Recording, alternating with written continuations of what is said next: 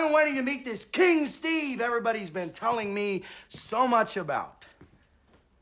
Get out. King Steve Harrington का character सिर्फ season 1 तक ही था। स्टोरी के स्ट्रक्चर के हिसाब से उसको एंड हो जाना चाहिए था। एक पॉपुलर प्रिविलेज टीनेज बुली जो थोड़ा इररिस्पॉन्सिबल है, ऐसे कैरेक्टर्स को स्टोरीज में अक्सर सिर्फ एक डिस्टर्बेंस के लिए लाया जाता है ताकि ऑडियंस उन्हें हेट करे और मेन कैरेक्टर को और ज़्यादा लाइक करे। स्टीव भी वही कैरेक्टर था, लेकिन फिर कुछ अलग हुआ। स्टीव को चांसेस मिलते गए, इसलिए नहीं कि वो सिर्फ हैंडसम या फनी था। स्ट्रेंजर थिंग्स के राइटर्स ने एक्चुअल में स्क्रिप्ट चेंज करी। ऐसे सीन्स जो ओरिजिनली किसी और कैरेक्टर के लिए लिखे गए थे स्टीव को मिलने लगे, और शायद वही सीन्स उसके रिडेम्पशन आर्क का फाउंडेशन बनते गए। उसकी कहानी एंड करने के बजाय उसे और जगह मिलती चली गई। और आज सिचुएशन ये है कि कोई भी नहीं चाहता स्टीव हैरिंगटन की स्टोरी एंड हो। अभी रूमर्स ये भी हैं कि जो केरी जो स्टीव का कैरेक्टर प्ले करते हैं स्पाइडरमैन मूवीज़ में हैरी ऑसबॉर्न के रोल के लिए कंसिडर हो रहे हैं। चाहे रूमर्स सच हो या नहीं, एक चीज़ की लिली दिखती है, चार्म मैटर्स। अगर तुम चार्मिंग हो, लाइफ तुम्हें एक्स्ट्रा चांसेस देती है, और शायद यहीं से हम स्टीव से कुछ सीख सकते हैं। लेकिन स्टीव का चार्म उसका कॉन्फिडेंस नहीं है, ना ही उसके लुक्स और ना ही उसके हीरो मोमेंट्स। ये सब सरफेस लेवल चीज़ें हैं। स्टीव का चार्म तब दिखता है जब वो हारता है, जब उसने अपनी पॉपुलैरिटी खो दी, अपनी गर्लफ्रेंड खो दी, अपनी सोशल पावर खो दी, और हाँ, काफ़ी मिस्टेक्स भी की।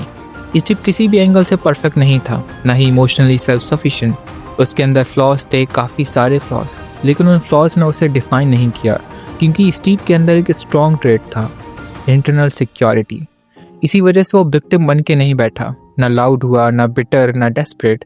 और ये बहुत इंपॉर्टेंट है, क्योंकि जब किसी की सेल्फ वर्थ से बाहर से आती है, स्टेटस, अटेंशन, वैलिडेशन से, तो लॉस के बाद इंसान या तो अग्रेसिव हो जाता है या नीडी। स्टीव दोनों नहीं था, वो बस स्टडी था। डेंजर आए तो स्टेप अप करता है, और नॉर्मल टाइम में स्पॉटलाइट नहीं मांगता।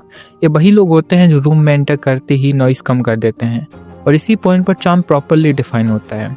चार्म का मतलब ये नहीं होता कि तुम सबसे ज़्यादा बोल रहे हो।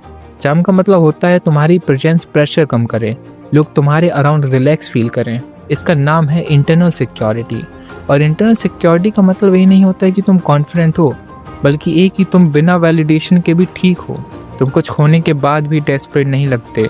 स्टीव एक नो पेरेंट्स बिग हाउस का था, अकेला, कंफ्यूज, लेकिन वो पास्ट में अटक के नहीं बैठा। उसने अपनी गलतियों को फिक्स किया, आगे बढ़ता गया।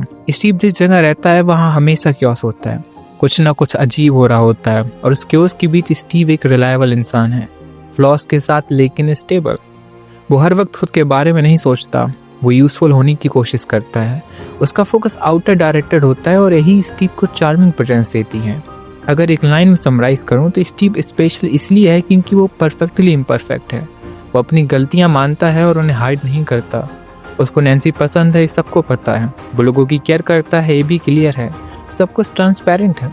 लाइफ में बहुत कुछ होता है, स्टीव उनसे सीखता है और प्रेजेंट मोमेंट में रहने की कोशिश करता है। वो लोगों को कंफर्ट भी दे सकता है और सॉल्यूशन ओरिएंटेड भी रह सकता है सेम टाइम पर। इसीलिए स्टीव मैस्कुलिनिटी का एम्बॉडीमेंट है, without insecurity, without loudness. So that's it for today. And why is Steve Harrington charming to you? Tell me in the comments.